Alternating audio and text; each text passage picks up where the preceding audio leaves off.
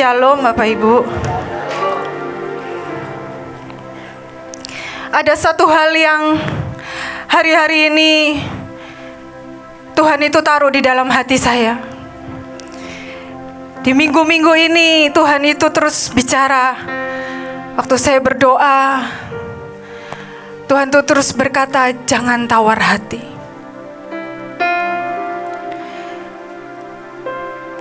Di dalam Alkitab kita sering membaca Tuhan berkata, Tuhan berfirman kepada Yosua, kuatkan dan teguhkan hatimu, jangan takut dan tawar hati. Yosua berkata kepada bangsa Israel, kuatkan dan teguhkan hatimu, jangan takut dan jangan tawar hati. Tetapi Daud juga berkata kepada Salomo, jangan tawar hati. Paulus juga berkata, jika kita tidak tawar hati, meskipun manusia lahiriah kita semakin merosot, tetapi manusia batinia semakin diperbaharui dari hari ke hari. Dan di Amsal 24 ayat yang ke-10 dikatakan, di dalam masa kesesakan, jika engkau tawar hati, maka kecillah kekuatanmu. Jangan biarkan hari-hari ini kita tawar hati. Kemarin saya coba diskus dengan suami saya. Tawar hati itu apa? Sebenarnya apa sih tawar hati? Apakah apatis? Gak peduli? Gak ada semangat? Tapi satu yang saya belajar saat kita sedang menanti-nantikan janji Tuhan, jangan kita menjadi tawar hati dan tidak percaya. Jangan kita menjadi patah semangat. Apalagi perjalanan Mahanaim sudah 24 tahun. Di hari-hari akhir, jangan kita memilih menjadi tawar. Firman-Nya berkata, jika garam itu menjadi tawar, maka gak ada gunanya lagi selain dibuang dan diinjak-injak orang. Saat kita tawar hati, maka itu membunuh banyak potensi di dalam hidup kita. Saat kita tawar hati, kita gak ada kekuatan. Saya pernah bangun pagi, rasanya itu gak ada kekuatan. Karena keletihan, karena rutinitas. Dan hari-hari itu saya berkata, Tuhan tolong Tuhan. Hai jiwaku, sembah Tuhan, hai jiwaku. Saat sedang dalam menantikan janji Tuhan, rasanya gak terjadi apa-apa.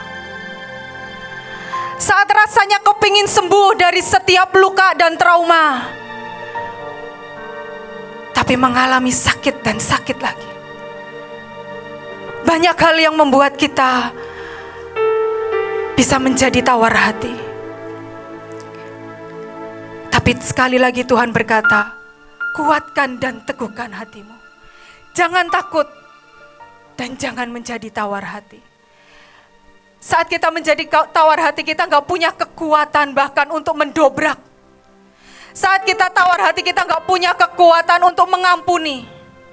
Saat kita tawar hati, kita gak punya kekuatan sekali lagi untuk mengasihi. Bahkan pada waktu kita tawar hati, kita gak punya kekuatan untuk mengabarkan Injil. Mari pagi ini, hari ini kita memilih gak tawar hati. Kita mau sama-sama belajar di 1 Samuel pasal yang ke-7.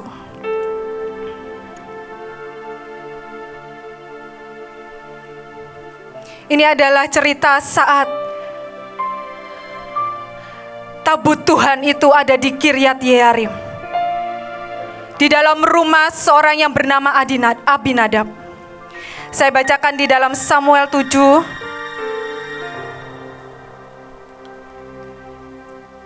ayat yang pertama.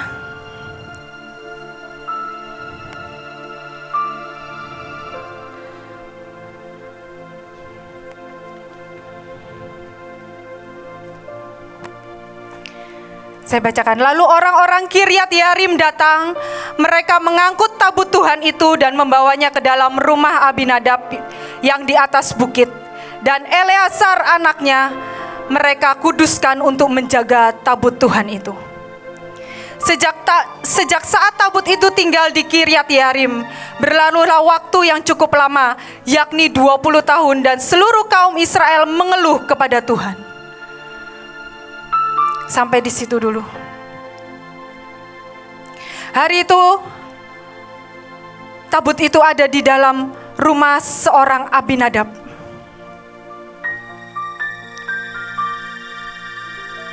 Saat tabut itu ada di dalam rumah Abinadab,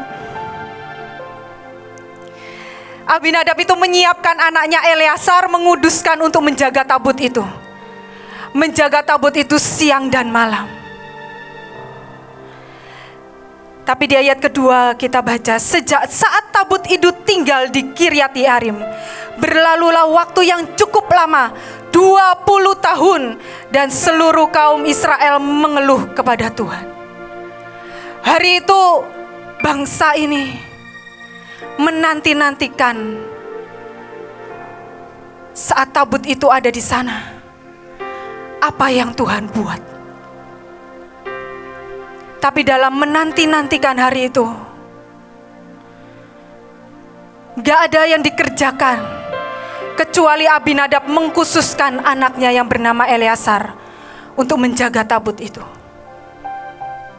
20 tahun gak terjadi apa-apa. Hari itu bangsa itu menanti-nantikan Tuhan. Tapi bangsa Filistin terus menyerang. Keadaan terus mendesak. Mungkin bangsa ini gak subur, ya, penuh kekeringan. Gak terjadi apa-apa 20 tahun. Masa penantian membuat bangsa ini menjadi tawar hati. Tawar hati membuat kita gak bisa melakukan apa-apa. Itu di sisi kita. Pada saat kita menantikan janji Tuhan rasanya gak datang-datang, bangsa ini menjadi tawar hati. Tetapi di sisi Tuhan,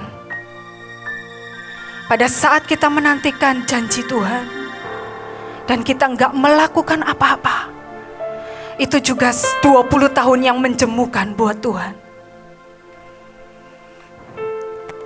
Di ayat selanjutnya, lalu berkatalah, tiba-tiba Nabi Samuel berkata kepada seluruh kaum Israel demikian, jika kamu berbalik kepada Tuhan dengan segenap hati, maka jauhkanlah para allah asing dan para Asitoret dari tengah-tengahmu dan tujukanlah hatimu kepada Tuhan dan beribadahlah hanya kepadanya, maka ia akan melepaskan kamu dari tangan orang Filistin.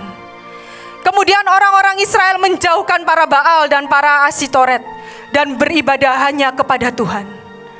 Lalu berkatalah Samuel, kumpulkanlah segenap orang Israel ke Mizpah, maka aku akan berdoa untuk kamu kepada Tuhan. Setelah berkumpul di Mizpah, mereka menimba air dan mencurahkannya di hadapan Tuhan. Mereka juga berpuasa pada hari itu dan berkata di sana, kami telah berdosa kepada Tuhan. Dan Samuel menghakimi orang Israel di Mizpah.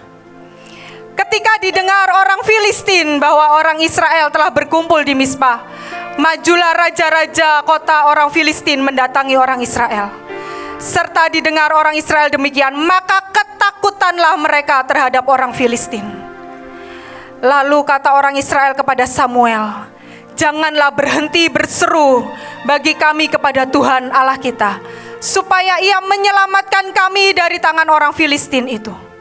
Sesudah itu Samuel mengambil seekor anak domba yang menyusu, lalu mempersembahkan seluruhnya kepada Tuhan sebagai korban bakaran. Dan ketika Samuel berseru kepada Tuhan bagi orang Israel, maka Tuhan menjawab dia. Sedang Samuel mempersembahkan korban bakaran itu, majulah orang Filistin berperang melawan orang Israel. Tetapi pada hari itu Tuhan mengguntur dengan bunyi yang hebat di atas orang Filistin dan mengacaukan mereka sehingga mereka terpukul kalah oleh orang Israel. Dan kita tahu ceritanya hari itu orang Israel gak melakukan apa-apa. Karena Tuhan mengguntur di langit, membuat suara yang sangat gaduh dan orang Filistin ketakutan dan kocar-kacir, sehingga bangsa Israel dengan sangat mudah untuk menghabisi bangsa Filistin. Setelah 20 tahun gak melakukan apa-apa buat Tuhan, hatinya menjadi tawar, padahal tabut ada di dalam rumahnya. Tapi yang hari itu Tuhan mau, persembahkan apa yang ada padamu. Tuhan itu gak pernah meminta yang kita gak punya, Bapak Ibu. Ada kalanya kita ini gak pernah tahu apa yang kita punya itu sebenarnya sangat luar biasa. Hari itu bangsa itu gak pernah tahu, mereka hanya inginkan mujizat itu datang dengan sendirinya. Tapi hari itu Samuel berkata, cuma 2 yang dipersembahkan. Bukan sesuatu yang mewah, bukan sesuatu yang seperti emas, seperti kemenyan, seperti mur yang harganya sangat mahal. Hari itu yang dipersembahkan hanya air. Hanya air yang ditimba itu yang mereka punya, hanya air yang dicurahkan. Itu yang terbaik yang mereka punya, mereka curahkan dan berikan kepada Tuhan. Dan ketika bangsa itu, bangsa Filistin tahu, mereka mulai siap-siap untuk menyerang. Tetapi bangsa Israel berkata kepada Nabi Samuel, jangan berhenti berdoa. Dan hari itu sekali lagi Samuel mempersembahkan domba yang masih menyusui. Bapak Ibu, domba yang masih menyusui itu sebenarnya bukan domba yang layak yang dipersembahkan buat Tuhan. Untuk korban bakaran, domba yang dipersembahkan itu harus domba yang berumur setahun. Tapi domba yang masih menyusui itu yang mungkin masih di bawah setahun. Tapi hari itu hanya domba yang masih menyusui yang dipunya. Gak punya apa-apa. Itu dipersembahkan sebagai korban bakaran. Cuma 2, air dan domba yang masih menyusu, yang sebenarnya gak layak untuk dipersembahkan di hadapan Tuhan. Tetapi 2 hal ini bisa membuat Tuhan mengguntur dari langit, membebaskan bangsa ini, dan membuat kemenangan setelah 20 tahun.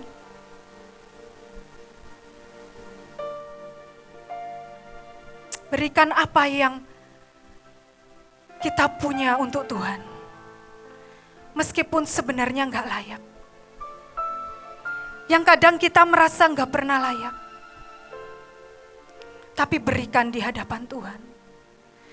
Itu yang membuat kita gak akan pernah tawar hati. Karena saat kita memberikan dengan sepenuh hati, kita percaya Tuhan itu akan mengguntur dari langit dan akan memberikan dan menurunkan mujizatnya dalam hidup kita.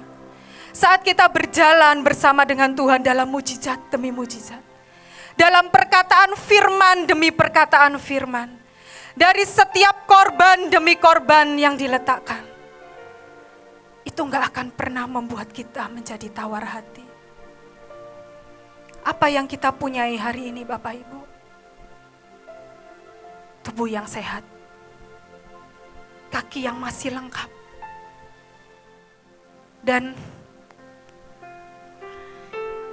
kita ini masih punya kaki yang lengkap, betul? Tuhan kasih kita suara, betul? Tuhan kasih kita tangan, betul? Gak mungkin kita gak bisa mempersembahkan hanya sekedar air. Hari itu hanya 2 yang dipersembahkan, air dan domba Yang bahkan gak cukup umur, belum cukup umur untuk dipersembahkan, untuk layak diberikan kepada Tuhan. Tapi itu pun Tuhan sudah sangat menantikan, dan istilahnya itu sebenarnya udah itu yang aku nantikan, kebelet banget gitu ya. Saat engkau mempersembahkan, langsung loh Tuhan itu mengguntur. Saat kita hanya mempersembahkan mungkin gak seberapa dari yang kita punya, tapi kita berikan dengan hati. Itu akan membuat Tuhan mengguntur di dalam hidup kita. Hari-hari ini kalau kita diberi kesempatan untuk menjalani negeri, jalani dengan sungguh-sungguh. Persembahkan mungkin itu yang kita bisa punyai dan bersyukur dan berkata, Tuhan terima kasih buat kaki ini Tuhan. Sehingga kita masih bisa menjalani negeri. Menjalani jalan demi jalan, gang demi gang. Jadikan tahun ini tahun pebet. Pada saat hati kita gak tawar hati itu, Tuhan tuh mengecup kita gitu. Kalau ngecup orang yang beku itu gak enak. Gak bersambut gitu. Kalau kita tawar hati waktu Tuhan ngecup kita itu, kita mungkin bahkan gak kerasa gitu. Ayo memilih untuk tidak tawar hati. 20 tahun perjalanan Mahanaim, 24 tahun. Pilih untuk terus mempersembahkan apa yang ada padamu. Semua yang ada pada kita. Terus gali, terus perdalam dan berikan buat Tuhan. Amin. Terima kasih, Tuhan Yesus memberkati.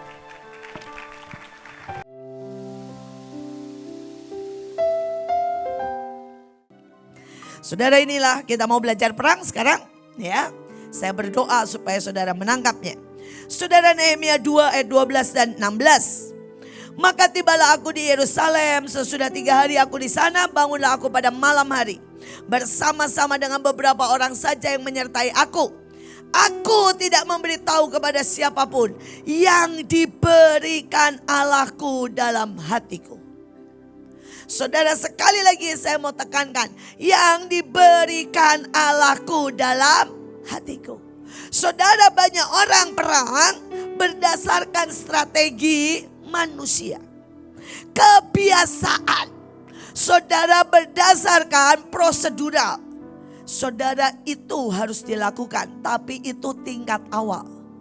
Nah, banyak orang begini ya, prosedur gak dilakukan dan sok menangkap yang dari Tuhan. Jangan kebalik ya. Saudara, prosedur kamu lakukan, belajarlah menangkap dari Tuhan. Ini prosedural. Tapi kalau saudara mau next level, ini prosedural saya mau ngomong ya. Makin ke depan makin seru, makin banyak kuasa kegelapan, makin perang panas. Saudara tidak boleh lupakan. Ya. Saudara, ini banyak orang ini maaf, kadang-kadang sudah ambil loh bahasa roh 10 menit atau sejam. Tapi malah bahasa roh ya. Dan gak aktifkan dan gak lakukan yang SMA. Saudara, ini benar-benar deh ya. Oke, saya gak mau ngomong prosedural sebenarnya. Karena itu saudara sudah harus ya. Tapi saya mau ngomong setelah itu, saudara harus tangkap dari Tuhan. Setelah SMA, setelah prosedural, saudara mesti tanya gini, Tuhan, hari ini Engkau minta aku apa? Dan kalau setiap hari ya, saudara itu tangkap yang dari Tuhan, itu perang sangat kuat. Sudah bisa bayangin ya, seperti tadi saya bilang, sniper itu ya, tidak usah ada yang tahu. Setiap orang berdiri di pos, saudara. Dan satu dengan yang lain gak tahu loh koordinatnya. Saudara, pokoknya dia tahu. Perintah berkata, gedung lantai 6 ya, bagianmu area sini sampai di sini dijaga. Udah, dia tanggung jawab. Coba bayangin kalau setiap pagi saudara terima dari Tuhan. Betapa ajaibnya. Saudara, seluruh Indonesia tiba-tiba aman. Kalau saudara menangkap dari Tuhan. Dan dibilangnya dia nggak ngomong sama siapapun. Why? Karena iblis paling suka mendengar, mencari, menangkap saudara strategimu, rencanamu dan cut. Karena itu saya berkata di next peperangan, saya berdoa setiap saudara ini punya channel kuat dengan Tuhan. Pegang kandung di dalam. Lakukan tanpa iblis tahu. Gak usah terlalu bawel. Ya bilang, ayo temenin yuk. Tadi doang. Ya gak usah udah. Just do it. Kalau saudara pakai cara Tuhan, tangkap yang dari Tuhan, itu perang akan sangat gampang. Tapi ada banyak orang perang dengan kekuatannya sendiri. Oke, kita teruskan ya. Saudara, ini masih perang. Saudara, Nehemia dikatakan, aku menyelidiki dengan sesama. Tetapi setelah saudara tangkap dari Tuhan, bukan berarti saudara diam. Saudara harus menyelidiki dengan seksama. Saya berdoa setiap kita upgrade. Amin. Oke. Saudara atur strategi. Ya. Saudara Amsal berkata, perencanaan yang strategis adalah kunci dalam peperangan. Untuk menang, engkau harus punya banyak nasihat yang baik. Saudara, gak ada salahnya.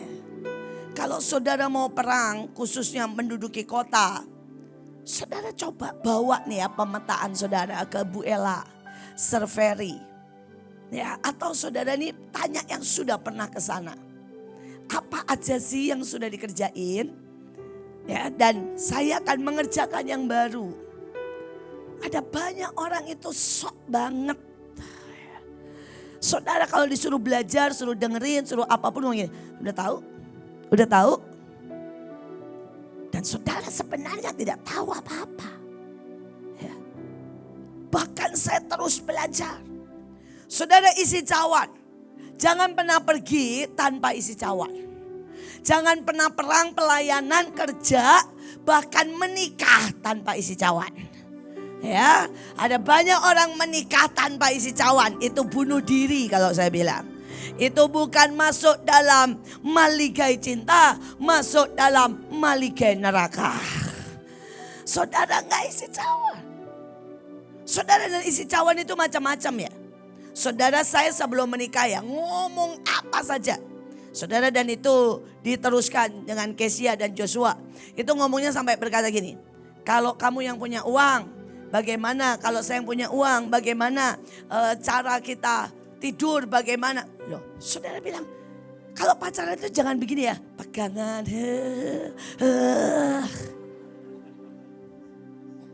Saudara, dan engkau itu cuma, ini kalau kamu sudah tahu ya, ini jodohmu dan kamu mau serius menuju saudara ya, pernikahan, jangan cuma bilang gini, I love you. Isi cawan. Salah satu isi cawan adalah dengan apa? Obrolkan, rundingkan segala sesuatu. Ya. Tapi banyak orang, saudara, dia tidak menempatkan dirinya. Nah, ini yang ketiga. Menempatkan orang atau diri kita ya di tempat yang tepat, saudara, dengan senjata yang tepat. Maka aku tempatkan rakyat menurut kaum keluarganya dengan pedang, tombak, panah di bagian-bagian yang paling rendah dari tempat itu. Saudara, engkau harus tahu siapa, engkau harus tahu di mana engkau mesti berdiri. Ya, saya tuh kadang-kadang gini ya. Ada banyak orang itu rempong, tahu gak sih rempong? Ya. Saudara, nggak bagiannya dipikirin nggak nolong, tapi saudara ribut. Ini mengambil beban yang nggak perlu. Ya. Misalnya nih ada orang ribut sekali ngomong begini sama saya. Ya, Bu, ya ini bagaimana ya kalau antikris datang? Ini bagaimana ya kalau gempa bumi? Ini bagaimana ya? Saya bilang gini, antikris masih lama lah, tenang aja. Tapi bukan saya berarti saya tidak perang loh. Saya sangat perang. Saya sangat pelajari. Saya sangat menahan. Tapi itu tidak usah dan sama sekali tidak menakutkan saya. Tapi ada orang antikris kelihatan ya ada, Alkitab berkata sudah mulai bekerja. Tapi dia udah ketakutan kayak mau mati dari sekarang. Ini namanya gak bisa menempatkan diri. Ya. Saudara, kita lagi hitungan, saya percepat ya. Saudara, hitungan itu banyak sekali ya. Raja mana nih Yesus yang ngomong loh. Yang akan pergi berperang melawan raja lain, tetapi tidak duduk dulu, terlebih dulu mempertimbangkan. Saudara, hitungan ya, saya jejerin ya supaya saudara ngerti. Hitung kekuatanmu, hitung jumlah, hitung cawan, hitung jiwa-jiwa, hitung prioritas, hitung waktu, hitung biaya. Saudara, dalam hidup ini, saudara harus hitung semuanya.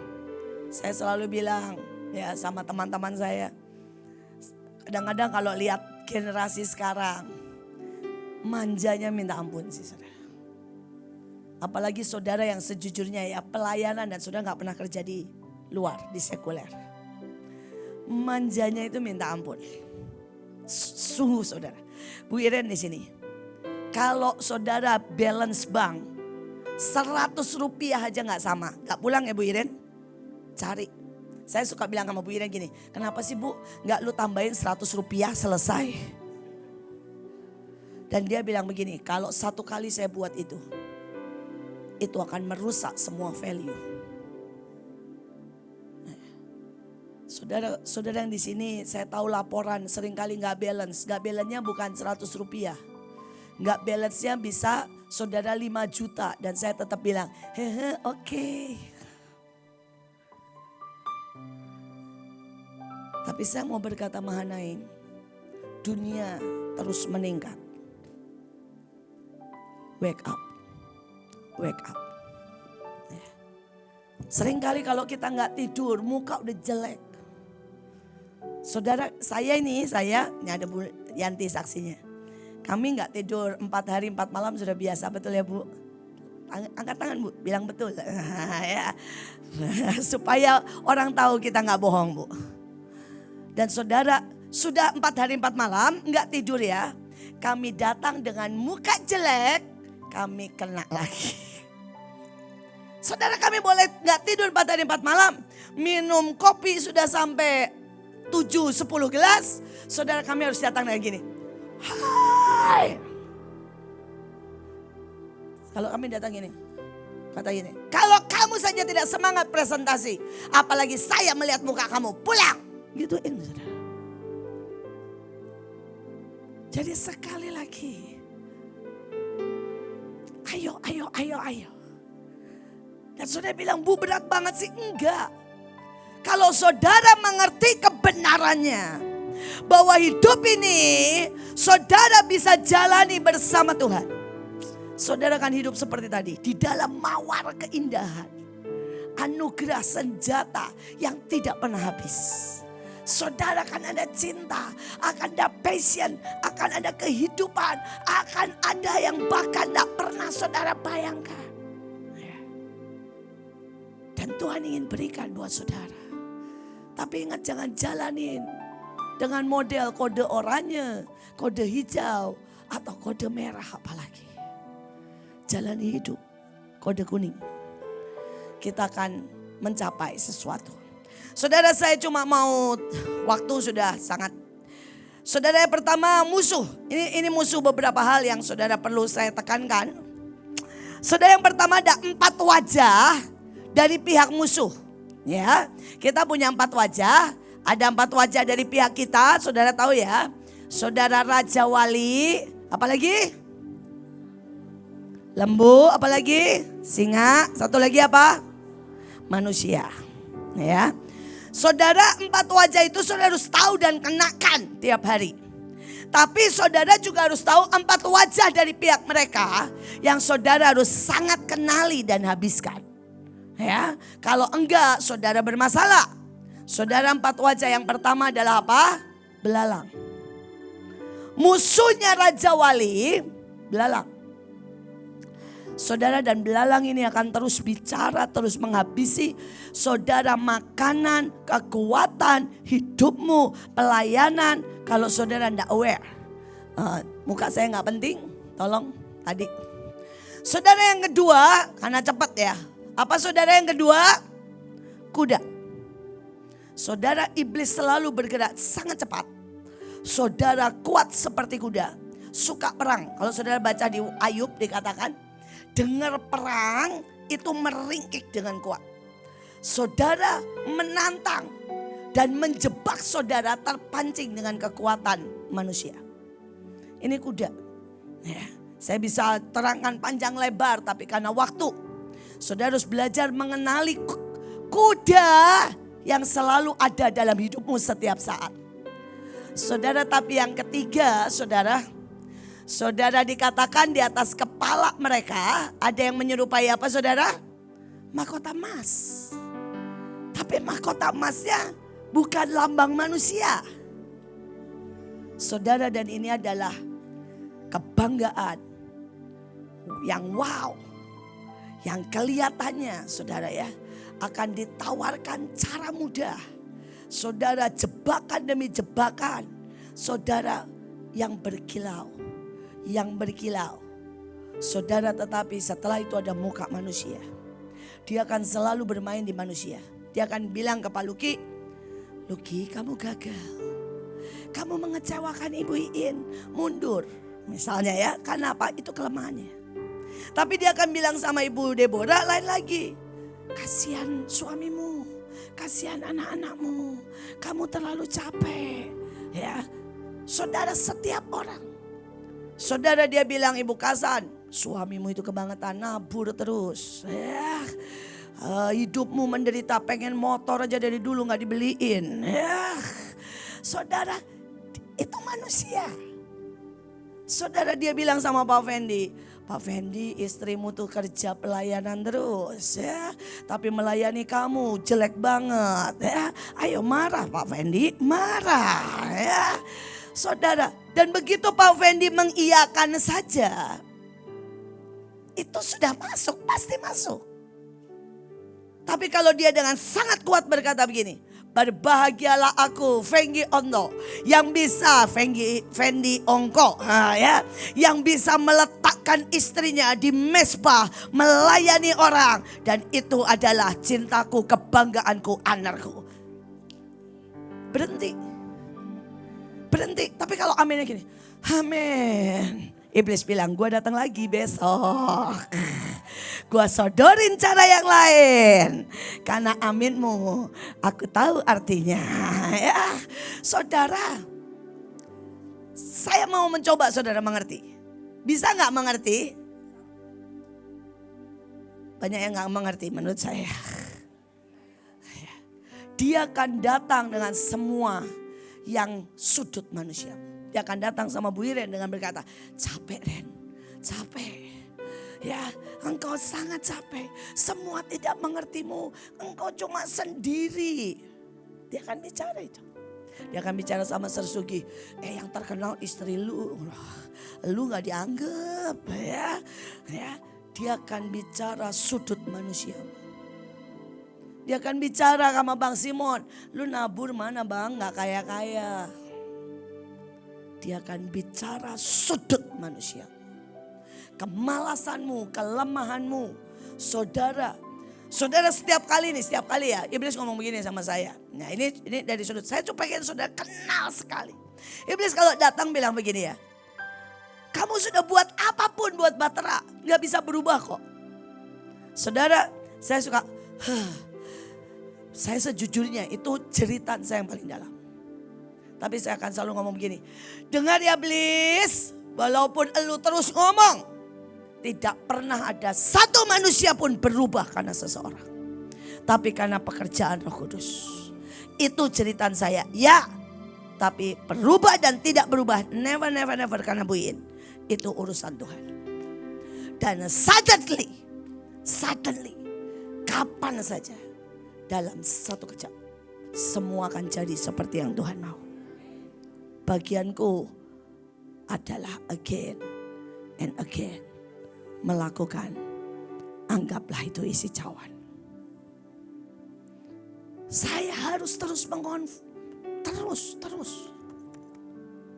Kalau tidak, dia akan terus seperti tadi panah, tombak. Dan itu akan terus menteror hidupmu. Ya, menteror hidupmu. Saudara, itu musuh, nanti saudara bisa lihat di depan. Tapi saya mau akhiri dengan sebuah kemenangan. Saudara, saya mau kita baca sama-sama di Ibrani 11 ayat 34 dan Ulangan 20 ayat 3 dan 4. Ya, sudah?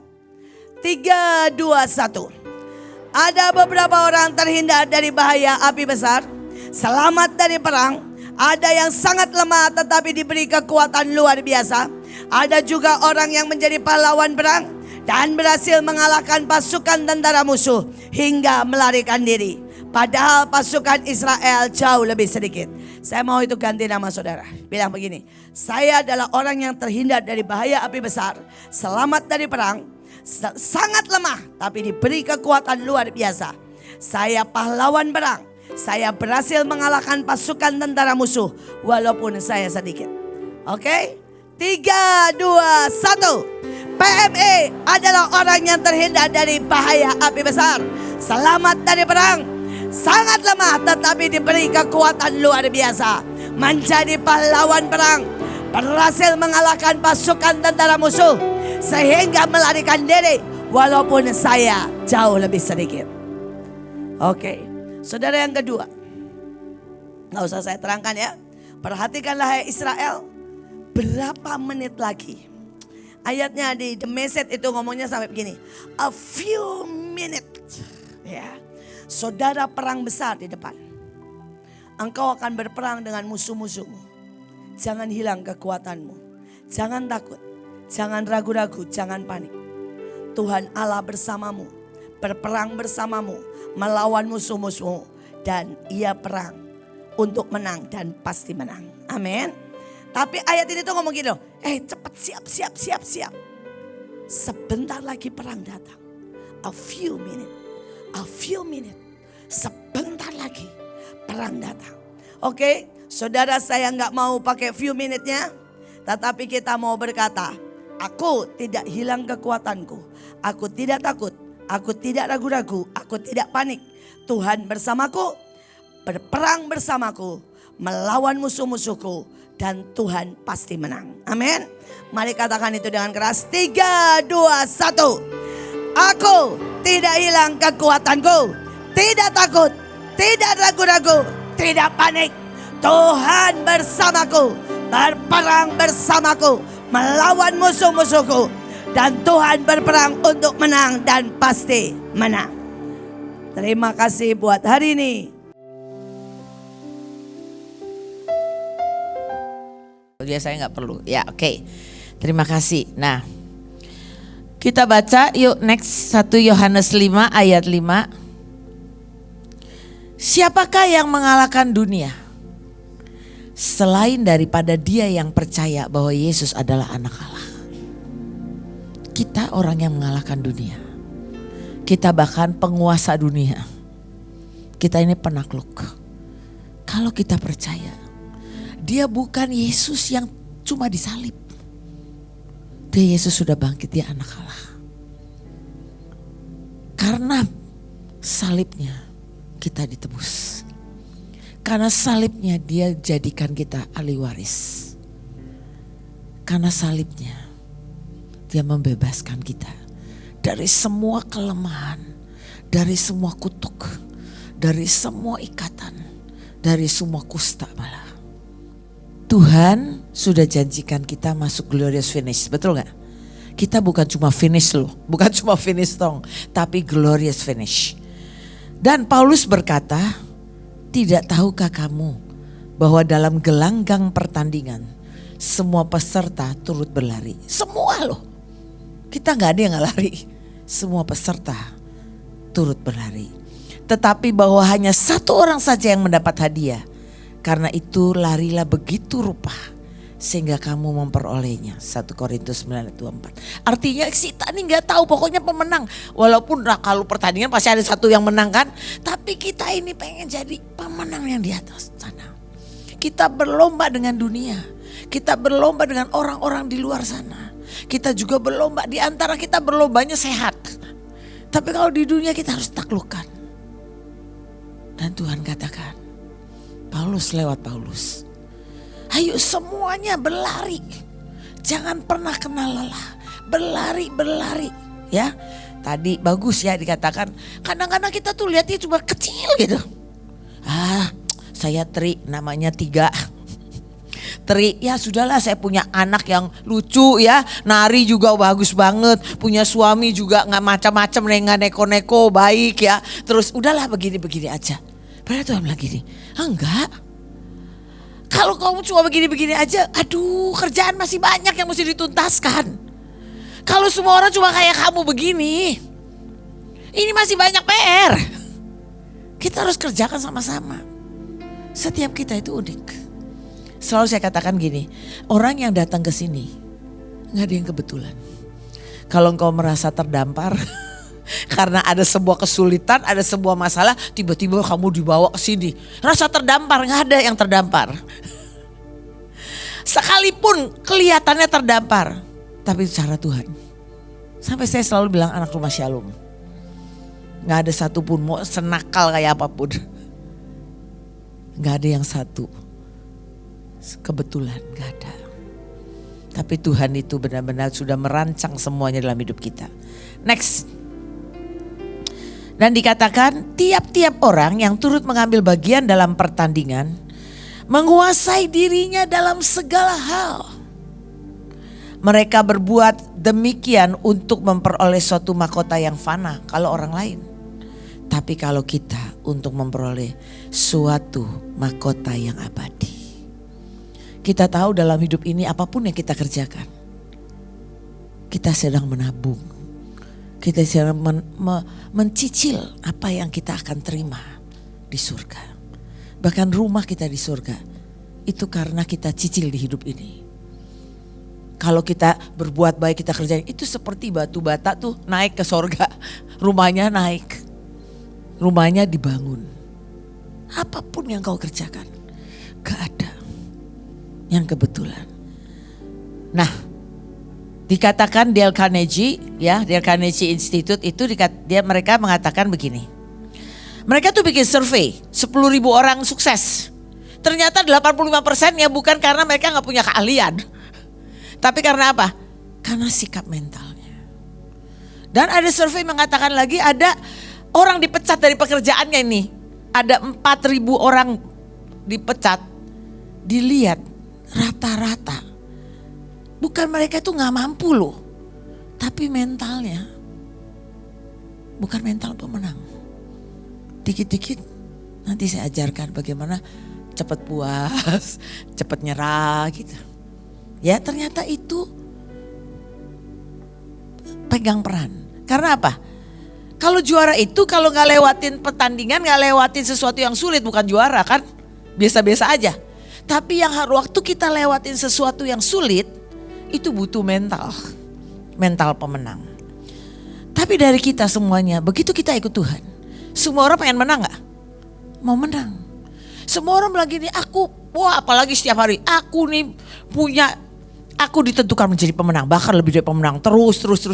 Tapi ketika ngalamin masih pakai ketakutan, gak bersandar sama Tuhan ya. Jadi yang sayangnya adalah banyak orang akhirnya mengalami kekalahan, bukan kemenangan. Padahal Tuhan sudah janjikan. Ya. Jadi kita harus memiliki sikap mental pemenang.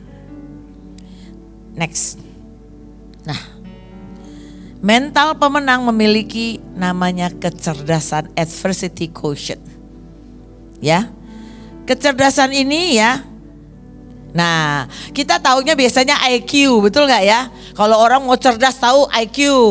Terus sekarang ada EQ, emotional quotient. Ada orang gini pintar tapi marah-marah melulu, gak bisa nahan kemarahan dan semuanya gitu. Itu susah diajak kerjasama. Terus ada SQ, spiritual quotient, betul gak? Di mana-mana semua agama lu sekarang udah ada SQ. 3 itu, ternyata ada satu lagi. Masih banyak yang lain saya nggak terlalu penting. Tapi buat saya ada namanya, saya nemuin namanya EQ, adversity quotient. Itu balik lagi dulu boleh, balik sebelumnya.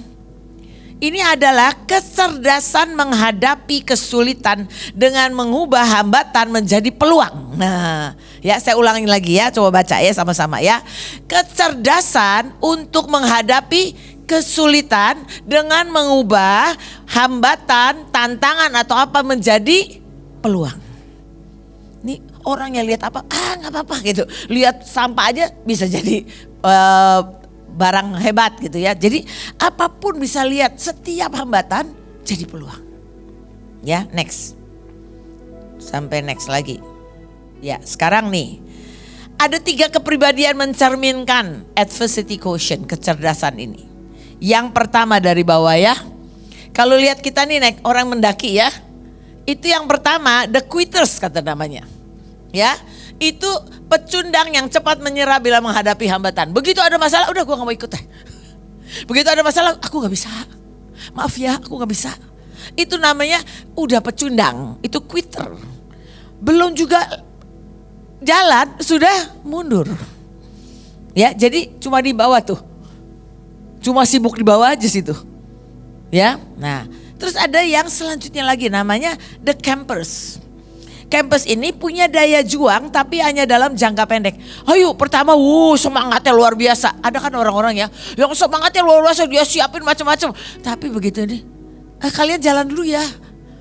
Saya nanti nyusul. Ada orang tuh yang seperti itu, campers ya, campers. Jangan sampai ada yang di campers betul. Cuma hura-hura. Euforia doang dari depannya doang. Tapi setelah ada kesulitan mundur. Yang ketiga adalah climbers. Itu adalah pendaki yang pantang menyerah dan punya mental juara yang tinggi. Ya nanti kita pelajari lagi ya. Bahwa kita ini jangan sampai terjebak. Jadi the quitter atau jadi campers.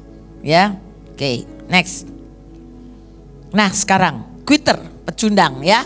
Itu cepat menghentikan langkah mereka ketika melihat ada kesulitan tadi ya, katakan. Yang kedua, sukanya memilih jalan yang datar dan relatif mudah. Kalau kemana-mana, jalannya susah gak? Saya ambil yang mudah aja. Kamu aja situ pergi, susah. Saya dengan tim pergi ke Kalimantan Barat. Siapa dari Kalimantan Barat sini? Kalimantan Barat dari satu tempat ke tempat lain, wah jalannya jauh. Udah jauh kadang-kadang masih jalanannya gojrok-gojrok gitu ya. Tapi saya bilang gini, ayo bisa. Ya, yang selanjutnya adalah memilih menghindari tantangan atau risiko. Ya, terus sering sinis. Udah tahu nggak berani, malah sinis. Kadang-kadang bicaranya ya, dia suka murung, frustasi dan apatis atau pasrah. Malah deket-deket dia, orang jadi imannya turun. Karena dia bilang gini, gak bakal bisa lu. Udah bahaya tahu gak? Itu tuh gak bahaya. Keluar tuh semua tuh listnya. Bikin orang lain pada ketakutan atau pada ragu-ragu. Ya, dan lebih suka menyalahkan orang lain di sekitarnya daripada ngelihat kelemahan dia sendiri. Ini quitters. Selanjutnya adalah dia memilih menunggu daripada memulai inisiatif. Dia tunggu aja. Mau dengar jawaban Tuhan aja gini, biarin kalau gak ada yang samperin aku ya aku gak mau. Aduh kata Tuhan malesnya. Gimana mau selesaikan? Ya ngerti ya seperti itu. Nah itu quitters. Jadi kalau standar pecundang hati nih sulit menerima kesalahan, udah nyerah sebelum mencoba, selalu alasan gak punya modal, menganggap dunia gak adil, sok sibuk padahal gak bisa ngurus waktu ya. Ini orang yang katanya pengangguran apa itu sok sibuk gitu ya. Ya jadi maksudnya orang ini banyak alasan gitu.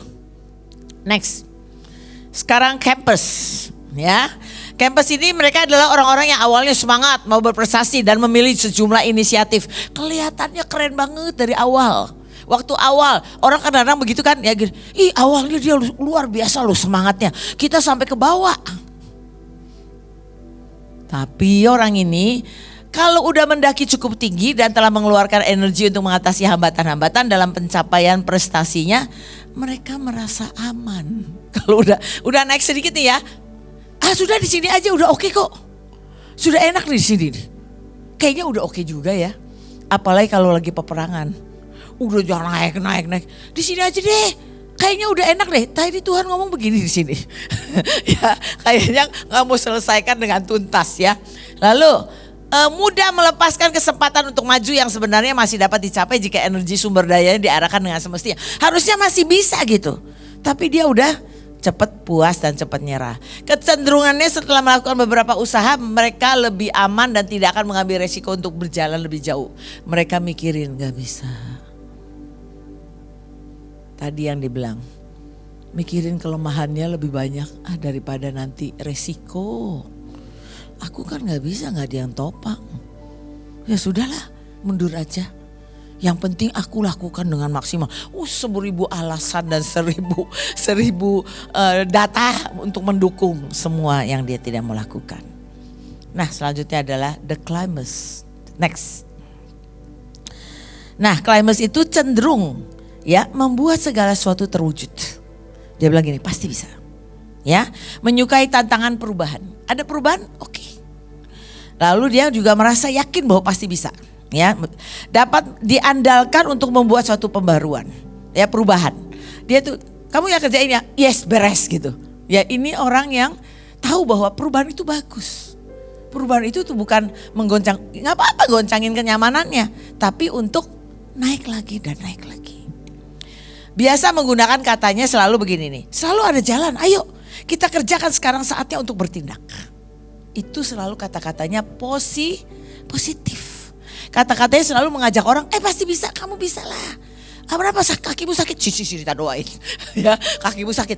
Nggak apa-apa, sakitnya gimana? Ya nanti tak ini pasti bisa, semangat. Kalau udah semangat lupalah sama sakit kaki. Itu orang yang selalu bisa ngajak orang lain. Ya. Nah, terus dia tidak mudah menyerah tapi terus mencari cara untuk berkontribusi lebih lagi untuk orang lain dan mengembangkan nilai-nilai yang lebih tinggi. Dia nggak pernah urusin sendiri. Ini orang akan kerja dengan tim dan dia tahu dia harus pergi dan selesaikan itu. Ini climber dan inilah pasukan terdahsyat. Sekarang mental pemenang atau juara versus glorious finish.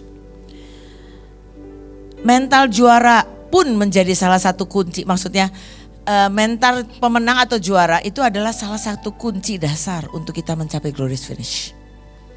Yang tidak akan menyerah. Kita mesti punya mental yang tadi EQ, climber. Pasti selesai. Pasti jadi. Ya. Lalu kita tahu atlet ya atau tim yang biasanya punya skill tinggi. Misalnya gini, dia main badminton, skill smashnya bagus banget. Dia backhandnya bagus banget ya. Tapi kalau dia gak punya mental juara. Kemarin Gracie Polly ya menang di Olimpiade, bukan, ya benar kan Olimpiade, menang Olimpiade yang ganda itu, yang umurnya udah 30 berapa gitu kan, umurnya sebetulnya udah pensiun, tapi dia itu punya mental juara itu kan lagi main-main raketnya rusak, dia bisa tiba-tiba dia udah lihat nih partnernya bisa, ini partner masih junior banget, dia tahu partnernya, dia langsung keluar dan segera balik lagi dan dia bisa menang. Dia bilang walaupun dia deg-degan tetap, tapi itu mental juara. Ya, nah kadang-kadang soalnya kalau lagi pertandingan dia bilang gini, bukan nih saya nggak deg-degan, saya lihat semua lawannya agak mengerikan juga, tapi dia percaya. Kebetulan dia Kristen, Gracie Polly, dan dia percaya Tuhan itu akan buka jalan. Jadi kita mesti tahu kita ini harus bangun mental ini. Ini gak bisa datang dengan sendirinya. Kita harus latih itu, bangun mental itu sampai kita benar-benar lihat bahwa dalam hidup kita. Orang punya mental juara ya, jalan aja iblis takut kok. Waduh ini ya kalau udah jalan udah datang ya kita habis nih. Waktu engkau menghadapi tantangan, engkau punya mental juara gak? Setiap kali engkau hadapi, engkau bilang gini, Tuhan, ajari aku untuk lolos. Ajari aku untuk lulus. Sekarang kita mau, bagaimana kita melatih diri kita membangun jadi mental pemenang. Kita tahu Roma 8 ayat 37 mengatakan, tetapi dalam semuanya itu kita lebih pada orang-orang yang menang oleh Dia yang telah mengasihi kita. Lebih kok dari cuma sekedar menang. Ya, yang pertama, punya kebiasaan hidup dengan iman.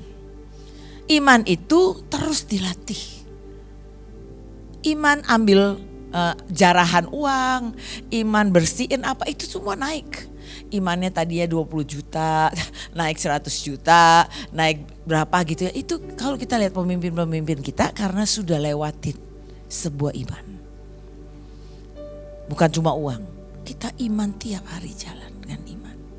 Jalan dengan Tuhan dengan iman, bukan apa yang kita lihat dengan mata, tapi kita lihat dengan iman. Yang kedua, rela dipangkas dan diproses Tuhan. Pernah dengar, selalu saya katakan, kalau engkau mau jadi muridku, sangkal diri, sangkal emosi, pikul salib. Tuhan ngomong gitu kan? Kalau orang mau jadi murid, orangnya pasti dilatih Tuhan. Selanjutnya adalah melatih diri untuk selalu melihat sisi positif dari setiap situasi. Siapa yang suka curiga di sini? Negatif aja. Selalu lihat gini, nggak apa-apa. Dicuekin, dia lagi sibuk. Ya, pokoknya selalu lihatnya positif. Siapa yang selalu negatif, kemarin ini saya udah ajarin, reprogram. Bawah sadar kita ini direprogram dengan kata-kata positif. Kata-kata iman, maka akan jadi. Kalau engkau punya ketakutan, dalam nama Yesus, aku ini Irin yang penuh keberanian, penuh keperkasaan. Tidak ada ketakutan, terus diomongin. Maka engkau akan lihat itu akan jadi dalam hidupmu. Terus, mampu melihat tantangan sebagai peluang. Seperti tadi EQ ya, adversity quotient. Kita belajar satu hari ini ya, adversity quotient. Oke. Pegang perjanjian dengan Tuhan. Jadi pegang perjanjian. Setiap kita mesti pelajari bahwa ada perjanjian apa dalam hidupmu. Kalau kita baca dari Mazmur 20 ayat 6. Sekarang aku tahu bahwa Tuhan memberi kemenangan kepada orang yang diurapinya. Dan menjawabnya dari surganya yang kudus. Dengan kemenangan yang gilang gemilang oleh tangan kanannya. Adalah berkat orang yang diurapi. Yaitu orang yang mengandalkan Tuhan. Siapa? Saya bilang. Ayo bilang. Saya Irin, orang yang mengandalkan Tuhan. Dan saya orang yang diurapi Tuhan. Jadi kejar itu. Kejar itu. Tapi gak bisa santai-santai. Terus gigih, tekun. Tahu ya gigih itu kan gak cepat nyerah ya. Gigih, tekun. Dan punya tolerance for stress. Tolerance for stress begini. Orang yang gak cepat dikit-dikit, aduh panik. Stres. Jadi think like a champion. Kita harus berpikir seperti seorang pemenang. Act like a champion. Bertindaklah seperti pemenang. And be the champion. Jadilah pemenang itu. Ya. Sedangkan firman juga mengatakan Ulangan 28 ayat 13. Tuhan akan mengangkat engkau menjadi kepala bukan ekor loh. Dimanapun ya. Dan engkau akan tetap naik dan bukan turun. Apabila engkau mendengarkan perintah Tuhan Allahmu yang kusampaikan pada hari ini kau lakukan dengan setia. Bapak Ibu, gak bisa begini, gue kepala aku gak mau kerjain yang ini, aku bukan ekor. Bukan. Yang namanya kepala tetap terus jadi contoh. Kalau dia mesti ngepel, dia ngepel. Tapi ngepelnya itu tidak merendahkan dirinya. Tapi malah memangkat dia. Karena Tuhan firman-Nya mengatakan siapa yang meninggikan diri akan direndahkan. Siapa yang direndahkan akan ditinggikan Tuhan. Ya. Jadi think like a champion. Yuk mulai ikutin saya ya. Berpikir seperti seorang pemenang. Bertindak seperti seorang pemenang.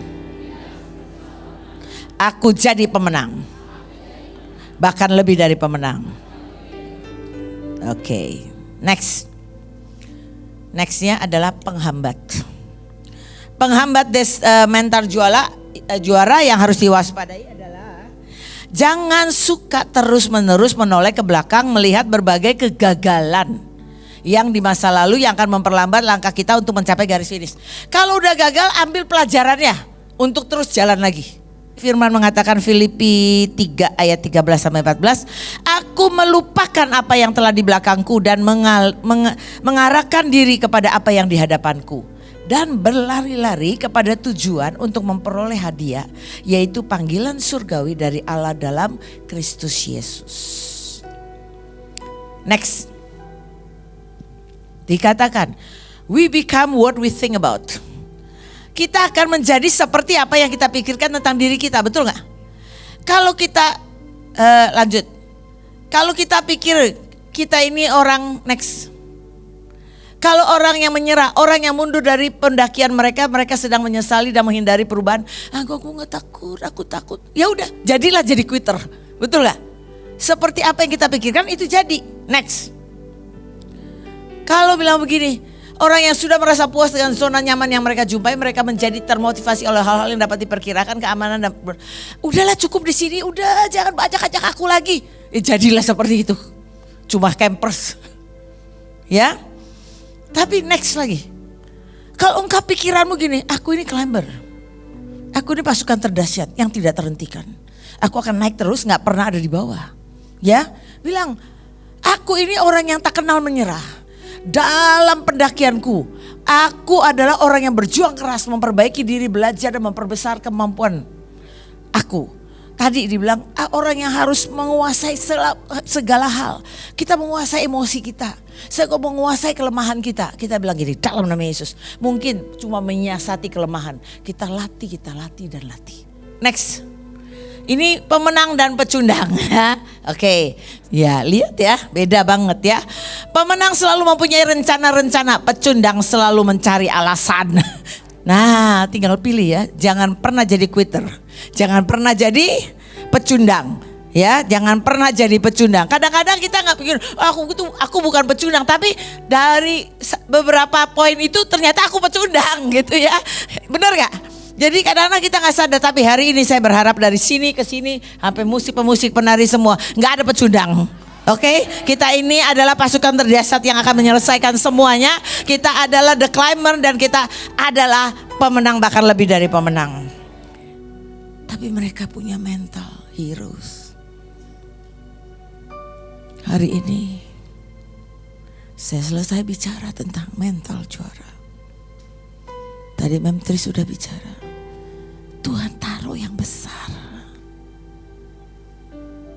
Tuhan gak ciptakan kita kecil-kecil. Dia menciptakan destiny yang besar. Jangan salah respon seperti Saul. Tapi di dalam keterbatasanmu, trust him. Percaya dengan dia yang menciptakan kita dan bisa selesaikan. Masalah apapun di depan kita ada expiry date kok. Akan selesai. Tapi tuntaskan apa yang harus kita tuntaskan. Kerjakan seperti yang Tuhan mau. Hidup ini akan sangat indah. Sekalipun kita harus lewati. Tapi bersama Tuhan itu yang sangat indah. Engkau akan lihat kau dipenuhi dengan banyak hal. Yang bahkan kau tidak pernah pikirkan. Itu yang Tuhan sediakan buat kita.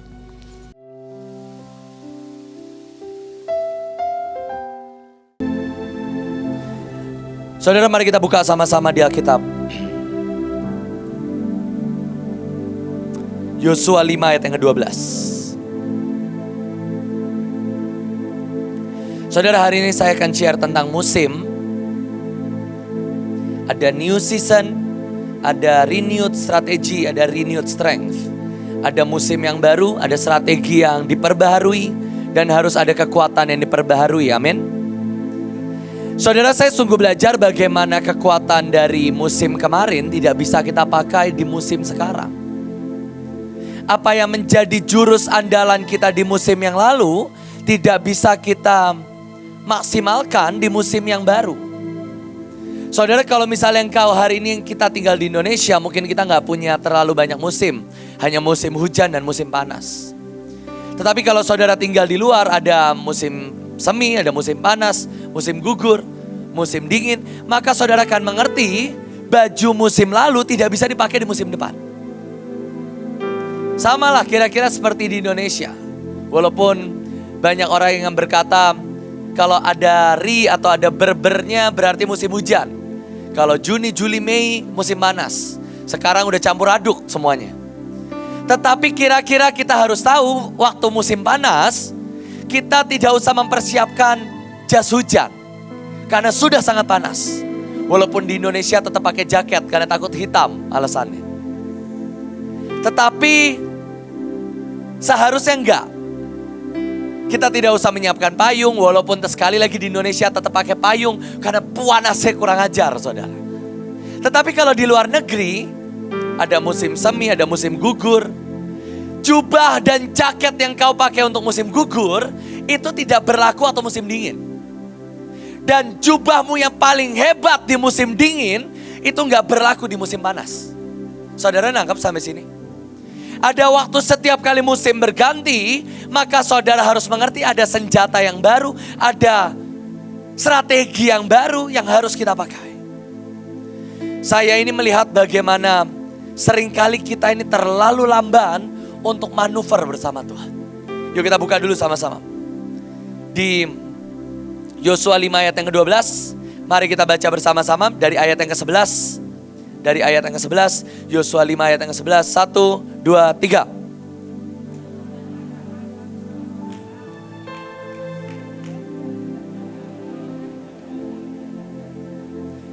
Ayat yang ke-12, lalu berhentilah.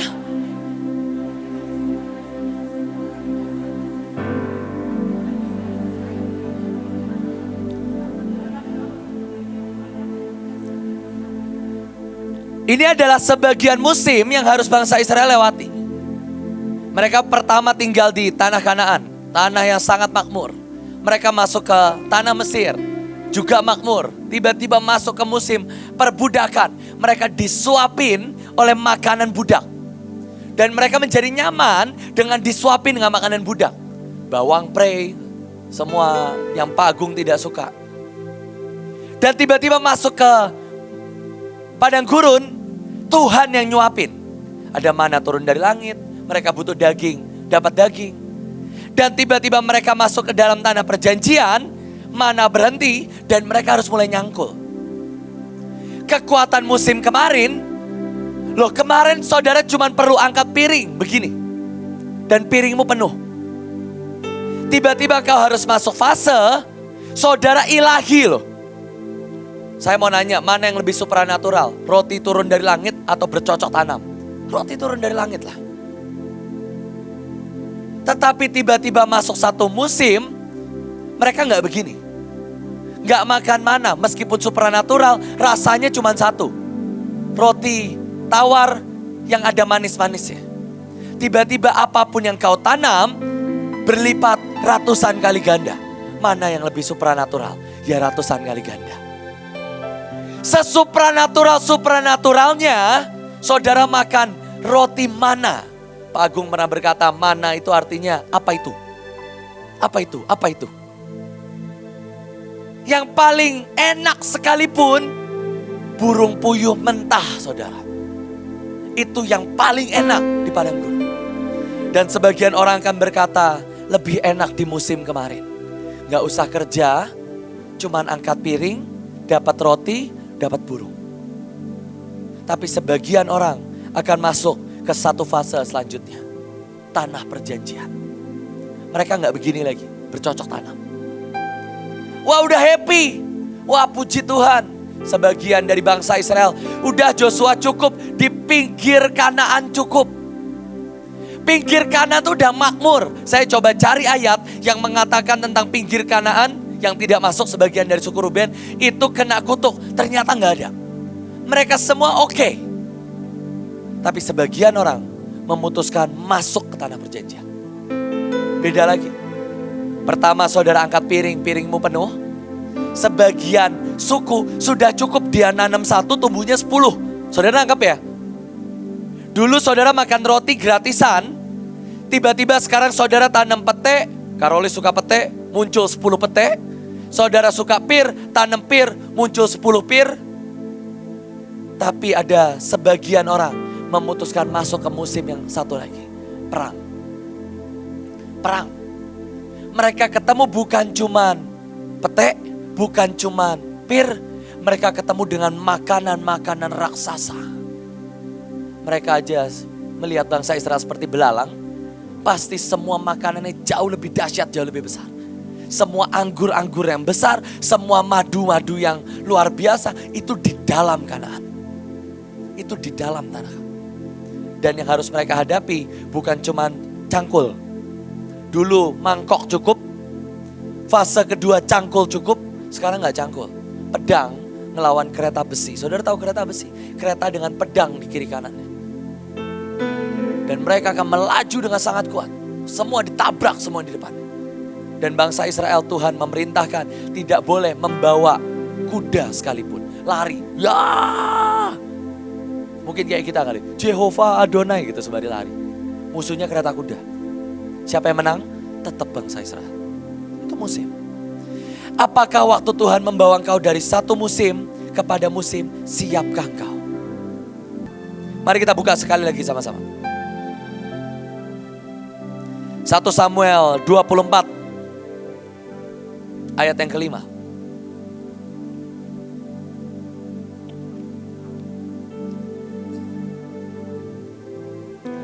Daud juga mengalami fase dan musim. Musim pertama yang Daud lewati adalah menghadapi singa dan beruang. Buat saya menghadapi singa dan beruang saja sudah berat. Dan kerennya Daud setiap kali berantem, maka janggut singa, janggut beruang akan dipegang dan akan dipukul dengan tangan kosong. Bam, bam, bam. Musim yang berikutnya dia menghadapi Goliat. Dia tidak pernah berhenti di satu musim. Cuman ketemu singa, ketemu beruang, singa dan beruang enggak. Dia masuk ke musim selanjutnya. Ketemu siapa? Goliat. Yang gak punya janggut gak bisa dipegang, saking tingginya. Untung dia punya senjata di musim yang baru, amin. Alih-alihan. Bam. Tapi ada satu musim yang buat saya paling mengerikan. Saudara nanti bisa baca di rumah 1 Samuel 24 ayat 5. Musim selanjutnya adalah membunuh raja yang sedang buang air besar. Saya mau tanya, mana yang lebih susah? Membunuh singa, beruang, raksasa, atau raja yang bahkan tidak melihat engkau? Sedang tidur. Raja tidur, Daud pembawa senjatanya, bawa tombak. Rajanya tidur. Mana yang lebih gampang? Membunuh singa, beruang, Goliat, atau raja yang sedang tidur? Pasti raja yang sedang tidur. Bahkan pembawa senjatanya berkata, tidak usah ditikam 2 kali. Cukup sekali kok. Sekali. Tancap. Satunya lagi pup. Ngadep sana. Daud di belakang. Di goa gak ada orang. Gak mungkin Saul pup ditemenin semua rame-rame kan. Ayo dorong. Saul sendiri. Daud berdua bertiga sama pembawa senjatanya. Gak usah pukul-pukulan. Itu udah posisi enak banget itu. Lagi jongkok udah tak berdaya lah itu. Sekali, nggak tahu pisau mungkin. Tapi itulah musim Daud mengalahkan egonya sendiri. Ternyata yang paling susah untuk Daud bunuh bukan singa dan beruang, bukan Goliat, tapi raja yang sedang tidur. Dan kalau saudara mengerti, Daud itu sudah memerintah Israel selama Saul gila, saudara. Semua tua-tua menantikan kapan Saul mati. Itu semua udah tahu. Jadi kalaupun Daud bunuh, secara sah Daud boleh jadi raja. Tapi Daud tahu yang paling susah bukan ketemu Goliat, raksasa. Yang paling susah bukan ketemu beruang. Yang paling susah waktu ketemu raja yang sedang tidur ini. Dia bahkan angkat pedangnya gak bisa. Dan dia tahu, kalau aku bunuh, bukannya aku menang. Kekalahan gue di situ. Dia tahan. Saya yakin Daud menahan dengan sekuat tenaga. Dan waktu dia keluar, cuman bawa kendi. Dia cuman memotong ujung punca jubah Saul. Itulah kemenangan yang sejati, saudara. Apakah engkau siap untuk masuk dalam musim yang selanjutnya? Ada seorang yang bernama Yonatan. Saya bacakan dalam bahasa Inggris, tim media boleh ditampilkan. Yang bahasa Indonesia 1 Samuel 18 ayat 3. Yonatan jatuh cinta kepada Daud, maka dia membuat sebuah covenant. Dan Yonatan membuka jubahnya dan memberikan senjatanya. Ada armor, ada sword, ada pedang, ada panah, dan ada belt. Itu artinya adalah jubah kerajaan, tanda pangkat dan kedudukan. Senjata adalah artinya semua senjata yang terbaik. Kekuatan dan kekuasaan juga artinya dia akan mengabdi kepada Daud. Yang diberikan sebuah perjanjian yang Yonatan berikan kepada Daud, ini bukan perjanjian main-main. Ini sebuah perjanjian yang sangat berat, perjanjian yang sangat kuat. Jubahnya dibuka, pedangnya dikasih, panahnya dikasih. Kalau saudara baca kemudian, keesokan harinya roh jahat yang datang daripada Allah hinggap atas Saul.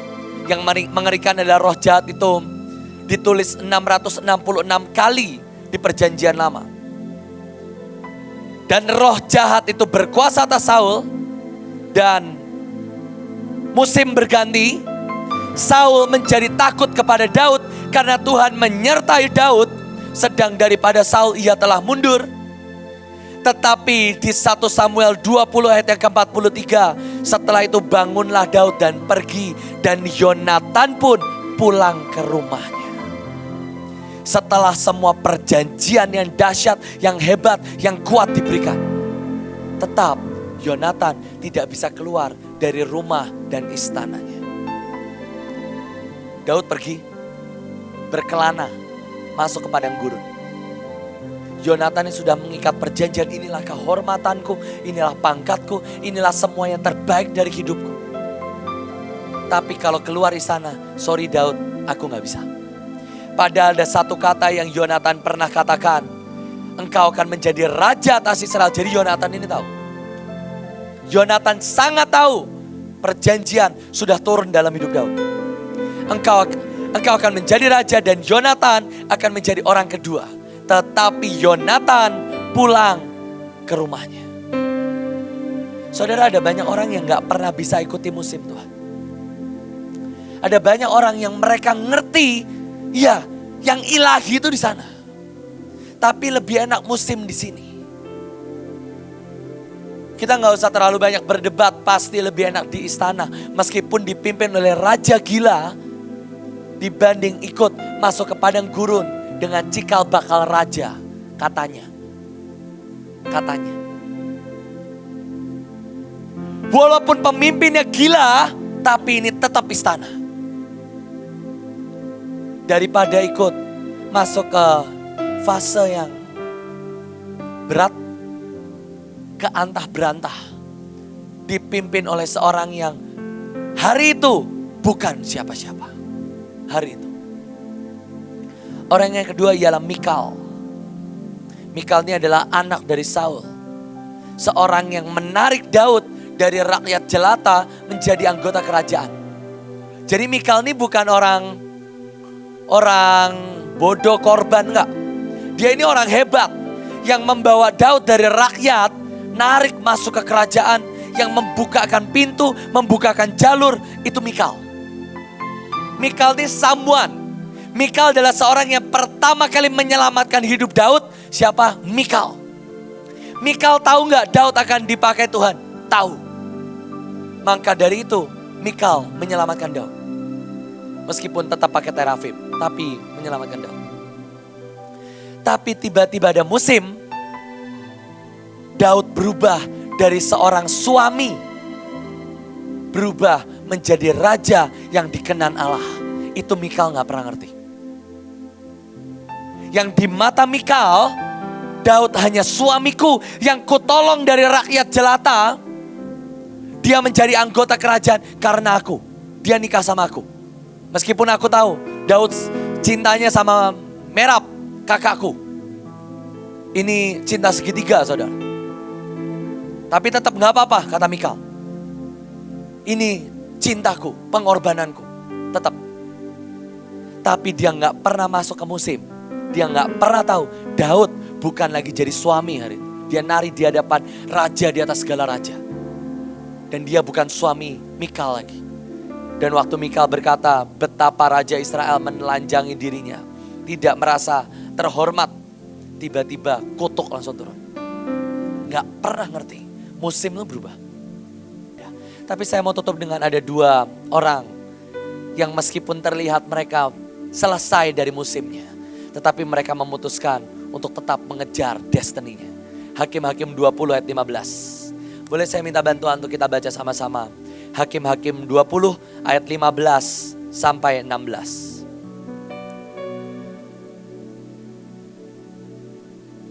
Satu, dua, tiga.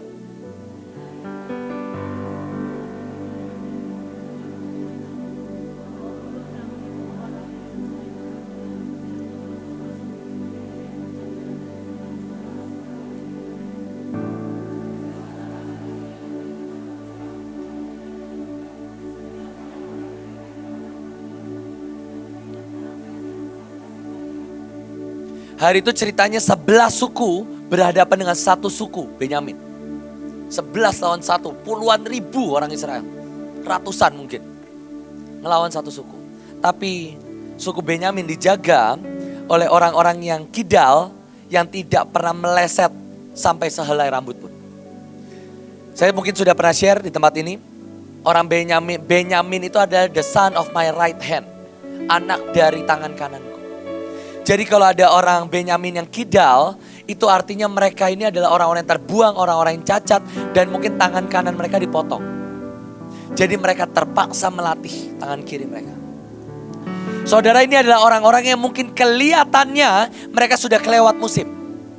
Udah expired bahasa saya. Boleh bilang expired.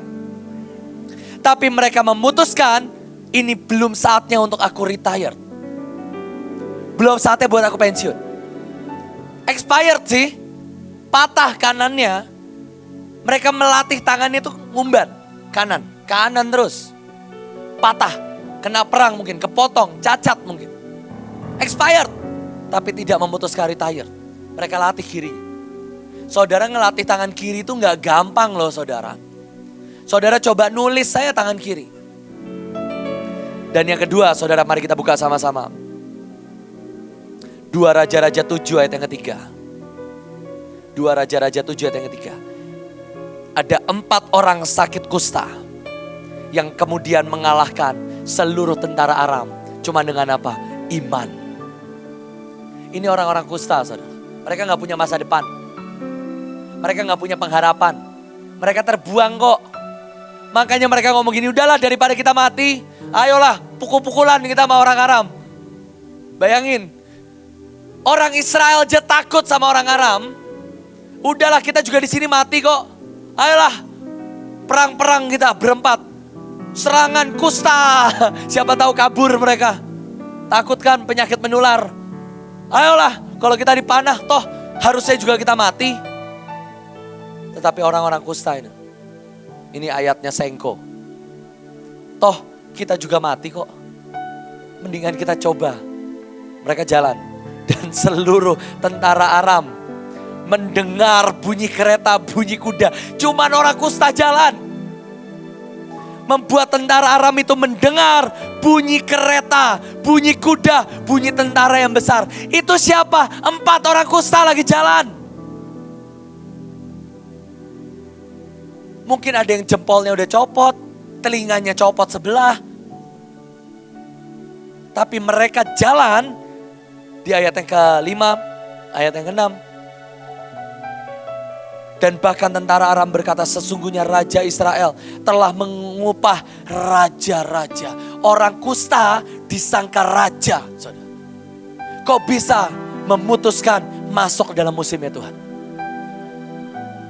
Kita ini gak lebih dari orang kusta. Tapi musuh-musuh akan melihat kita adalah raja-raja, saudara. Ini orang kusta jalan. Mereka dengar, wah gemuruh. Mereka kabur semua. Tapi maukah engkau memutuskan untuk tidak keluar dari musim Tuhan? Pak Agung selalu berkata, God doesn't call the equipped, He equips the called. It's not about our ability, it's about our availability. Itu gak pernah, Tuhan tidak pernah memanggil yang sudah diperlengkapi, tetapi Dia memperlengkapi yang dipanggil. Dan ini tidak pernah tentang kelebihan dan kekuatanmu. Ini tentang apakah engkau mau dipakai oleh Tuhan. Hari ini saya berdoa saudara, ada musim yang sedang berganti. Saya gak tahu seberapa banyak saudara itu mengerti ada musim yang sedang berganti. Saudara coba dengar, saya tuh suka dengar lagu penyembahan-penyembahan kita yang lama. Mulai dari The Journey. Datanglah rohku, bukan. Itu The Journey ya. Kayaknya mayor semua lagunya. Tiba-tiba masuk ke lagu Final Wave. Final Wave, ada banyak lagu, ada Berjalan Bersamamu, Ku Berlari. Tiba-tiba masuk ke musim Surga Menyentuh Bumi, Deep Call Santo Deep. Itu mulai penyembahannya mulai makin dalam. Dan kalau sekarang dengar penyembahan kita, wah itu udah musim yang baru. Tapi tiba-tiba setelah 5 Juni, setelah Rosh Hasanah, kita tahu ada musim yang baru lagi. Yang gak cukup buat MOG berenang di depan kita dan kita cuman berlabuh di belakangnya. Ini saatnya kita juga ikut berenang, saudara. Ikut dalamin, ikut ikut narik, ikut gotong, ikut nopang. Itu musimnya sekarang. Itu musimnya sekarang. Saya tahu ada musim yang berubah. Saya tahu ada musim yang berganti. Makanya waktu tarian raja, saya tahu ini gak mungkin bisa kita cuma nyanyi sendirian. Ini harus seluruh jemaat ini, harus semua pasukan kita gerak. Kasih korban, baru di situ kemuliaan Tuhan turun. Waktu kita ini bisa ngerti. Saudara ini gak bisa selamanya jadi jemaat. Tapi maukah kau, punyakah kau iman, akan ada musim. Saya duduk di sebelah Miss Cherry, dapat mic.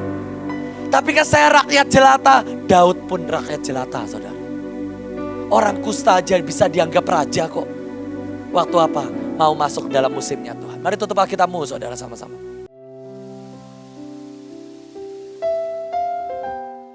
Kita akan lanjutkan sebentar dan kita akan belajar dari Yosua. Saya tidak janjian, tapi inilah yang Tuhan taruh di hati saya. BMN tolong ditampilkan Yosua 8 ayat 30 sampai 32. Versi firman Allah yang hidup berkata begini. Yosua mendirikan sebuah mezbah untuk Tuhan, Allah Israel di Gunung Ebal. Seperti yang diperintahkan Tuhan melalui Musa di dalam kitab Taurat. Tuhan berkata, buatlah bagiku sebuah mezbah dari batu-batu besar yang utuh, ya. Bahasa lainnya, versi lainnya memakai istilah whole stones, bukan batu tapi batu-batu yang utuh. Bukan dari batu pecahan atau batu pahatan. Lalu para imam mempersembahkan korban bakaran dan korban pendamaian di atas mezbah itu.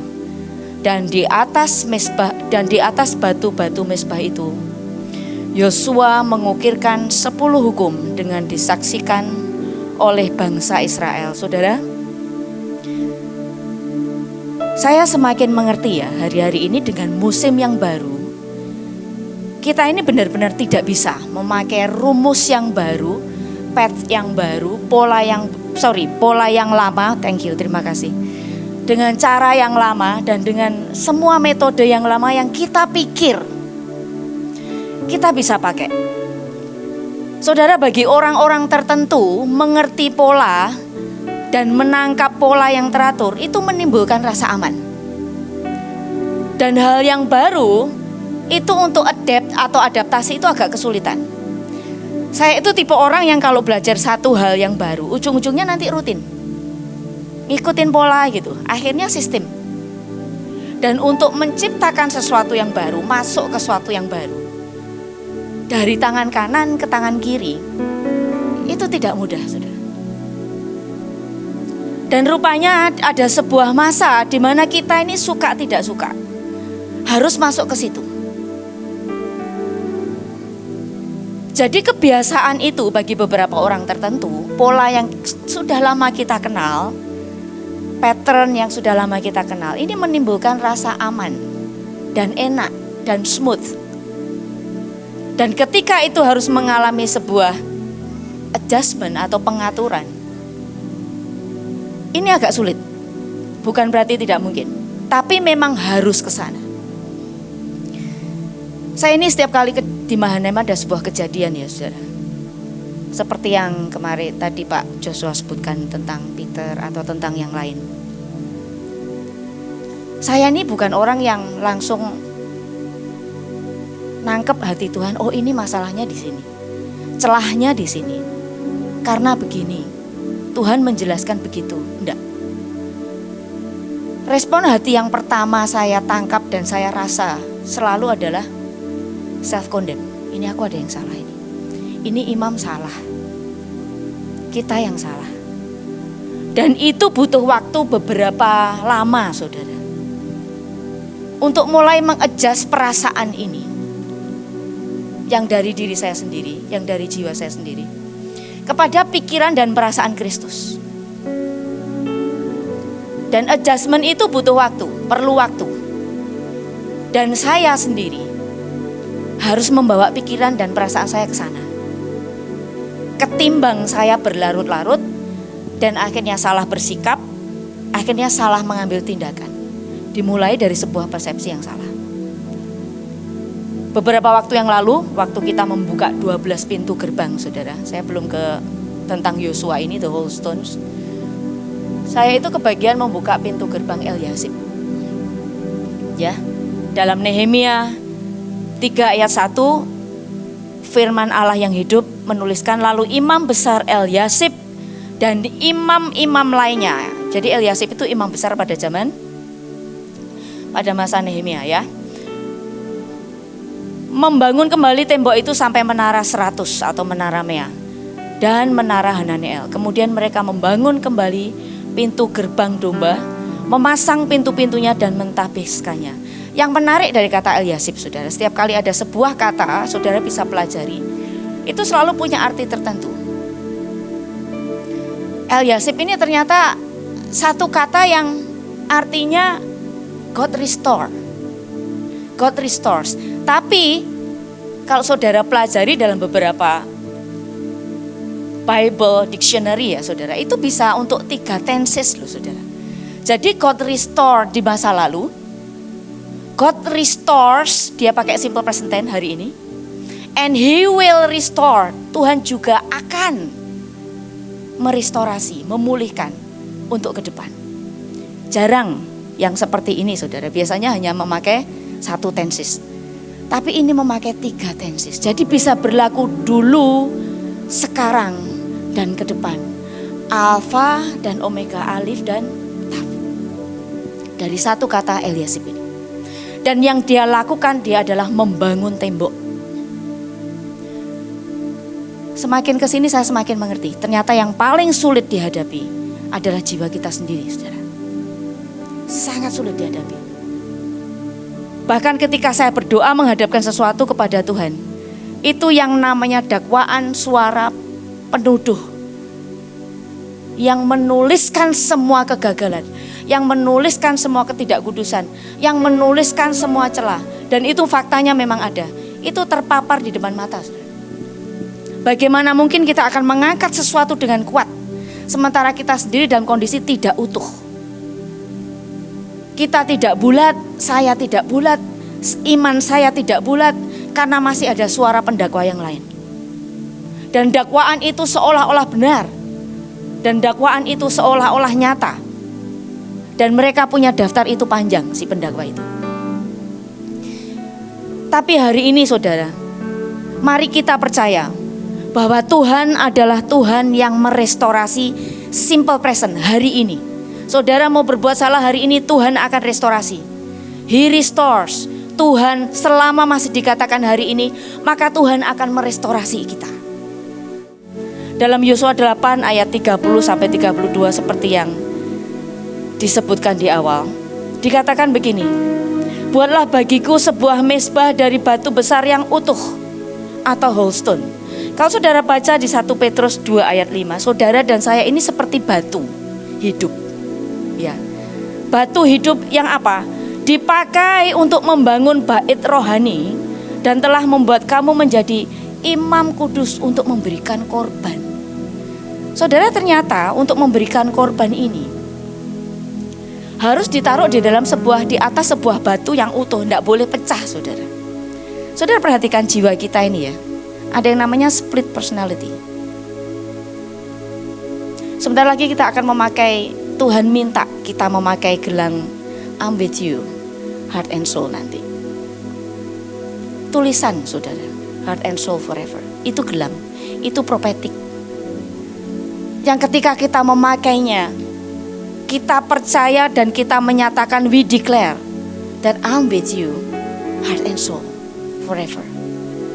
Tapi kita tidak pernah tahu saudara, yang berlangsung di sini, yang di sini itu apa. Dan hari ini saudara, mari kita menjadi whole stones. Buat saya terpisah dengan teman-teman dan dibilang sesat, awalnya tidak mudah. Karena kita ini makhluk yang, ya saya ini bukan orang yang menyukai penolakan, siapa sih yang suka gitu.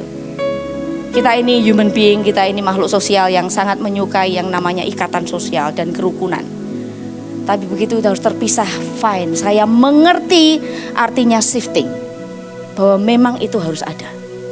Dan saya bersyukur Tuhan mengangkat, meletakkan, memasang, memeteraikan, menancapkan, menanam kita ada di tempat ini. Whole stone, saudara. Saudara dan saya ini adalah sebuah batu hidup yang akan dipakai untuk apa, saudara? Dan di atasnya Alkitab berkata, bukan batu pecahan, bukan batu pahatan, utuh. Bulatkan hari-hari ini, saudara, di tengah suara-suara yang makin kencang, di tengah doa-doa yang menurut saya makin sulit untuk kita angkat, di tengah penyembahan yang kadang turun naik, saudara, mari tetapkan hatimu. Kita tetap angkat dan bawa korban di atas whole stone itu. Saudara dan saya harus utuh, roh, jiwa, tubuh. Saudara dan saya, I'm with you, heart and soul forever, dengan Tuhan. Dan mari lakukan, mari kita kerjakan apa yang menjadi bagian kita masing-masing. Dan di atas batu yang utuh itu, saudara, para imam mempersembahkan korban bakaran dan korban pendamaian di atas mezbah yang dari batu-batu ini. Saudara dan saya, hidup saudara dan saya adalah mezbah, amin.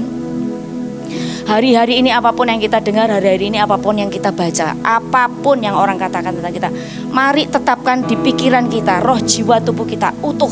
Kita menjadi mezbah yang di atasnya kita mempersembahkan korban. Saya sangat suka, saudara, kalau ada orang, Bu tolong doakan saya. Doanya apa? Doa saya menjadi makin panjang. Hari ini doa saya 3 lembar. Dulu hanya beberapa, sekarang makin panjang. Orang semakin melihat bahwa tidak ada seorang pun yang bisa menolong kita kecuali Tuhan. Akhirnya semua berdiri in the dead end. Ya, when I'm standing at the end of my rope, di ujung kekuatan, ujungnya orang nyari Tuhan loh, saudara. Itu baik, itu keren banget. Memang harus dipepet seperti itu. Dan momen itu, hari-hari itu, orang akan melihat pada hari-hari terakhir, orang akan memandang dia. Dan orang akan mencari Tuhan. Saudara dan saya adalah orang-orang yang sangat dicari, saudara. Karena dalam hidup kita ada solusi, ada jawaban. Tapi saudara perhatikan ya, orang-orang yang sedang Tuhan buat utuh hidupnya. Lewat satu sentuhan, saudara dan saya pun utuh melayani Tuhan. Tidak ada keraguan, tidak ada ketakutan. Dan di atas orang-orang seperti batu-batu itu loh, saudara, batu-batu yang hidup, the whole stone. Maka di atasnya kita bisa mempersembahkan korban dan pendamaian. Tuhan sedang membangun baitnya hari-hari ini. Dari batu-batu yang utuh, sebuah rumah yang kudus untuk dipakai mempersembahkan korban. Doa atas bangsa, atas pribadi, atas siapapun. Yang paling menyebalkan memang ketika kita menghadap Tuhan, itu adalah suara pendakwa. Dan musuh sejatimu yang terbesar dan paling sulit dikalahkan, itu ternyata adalah dirimu sendiri. Satu hal yang membuat saya settle berdiri di hadapan Tuhan, ketika saya harus melihat diri saya sendiri dalam ketidaksempurnaan saya harus angkat perjanjian. Dan satu firman yang Tuhan buat dan berikan kepada saya, yang buat saya mengerti bahwa segala sesuatu itu dikerjakan oleh pihak Tuhan, untuk Tuhan dan bagi Tuhan, adalah firman, saudara.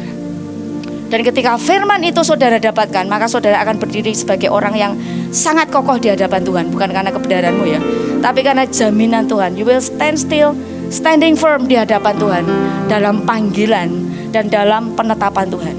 Terakhir saya akan bagikan Hosea 14 ayat 4, versi ILT, Indonesian Literal Translation. Ini bahasa asli, literal, letterlek, secara tertulis, secara hurufiah. Hosea 14 ayat 4 berkata begini, aku akan menyembuhkan, I will make you whole. Terjemahan lainnya, versi lainnya, I will make you whole again. Aku akan menyembuhkan kesesatan mereka. Aku akan mengasihi mereka dengan rela, karena murkaku telah pergi dari mereka. Saudara, sudah, percayalah. Saya pun kadang capek, frustasi melihat begitu banyaknya hal yang tidak sempurna dalam hidup kita. Habis doa, kumat lagi. Habis ibadah, pikiran sudah ramai lagi. habis melakukan ini sudah tidak ilahi lagi. Tapi kalau kita harus terus-menerus melihat itu, frustasi saudara. Dan hanya jaminan yang dari Tuhan yang membuat kita masih mau dan harus terus meneruskan perjalanan. Bahwa jaminan Tuhan itu melampaui segala kesesatan kita. Alkitab berkata, aku akan menyembuhkan apa? Kesesatanmu. Saudara tidak usah lihat dirimu sendiri terlalu lama. Cepat pandang Tuhan dan biar Tuhan yang menyelesaikan semua yang tidak utuh, semua yang cacat, semua dakwaan, semua kengerian dalam hidup kita. Dan mari kita berfungsi sebagai the whole stones, batu-batu yang utuh, a living stone, batu-batu yang hidup, yang di atasnya Tuhan akan menaruh sebagai alat saudara dan saya untuk mengangkat korban pendamaian di hadapan Tuhan. Ini yang saya bisa bagikan. Tuhan Yesus memberkati.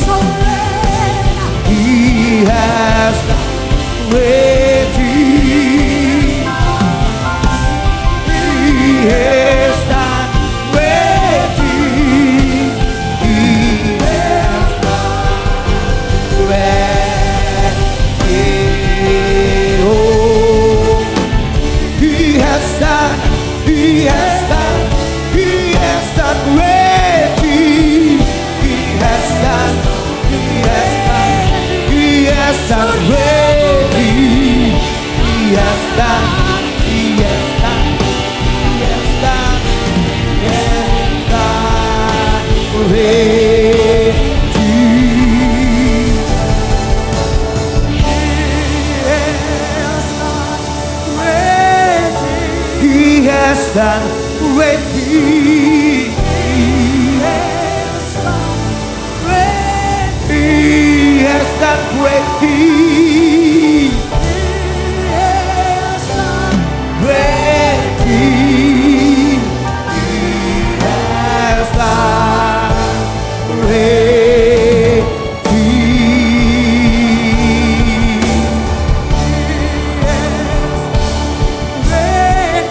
He has done great things. He has done great things. Oh, He has done great. We give you all the glory. We give you all. We give you all the glory. We give you all. We give you all the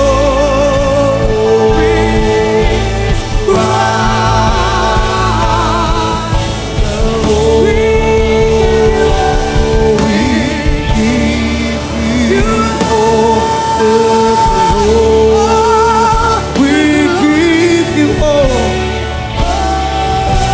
the glory. We give you all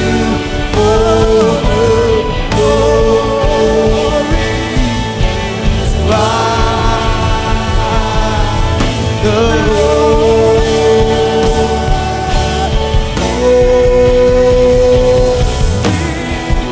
We give you all. We give you all the glory.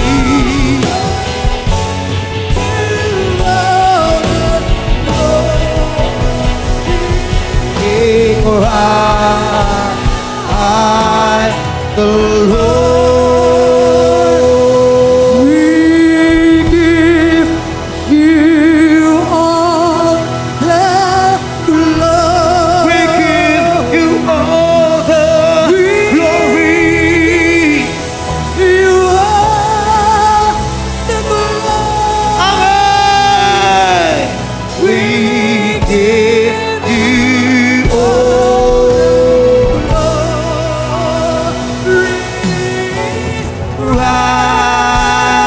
rise, the Lord. We give you all the glory. We give you all the glory. We give you all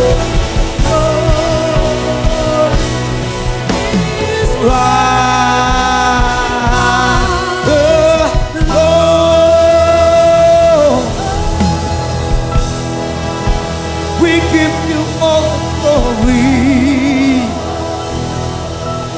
Yeah.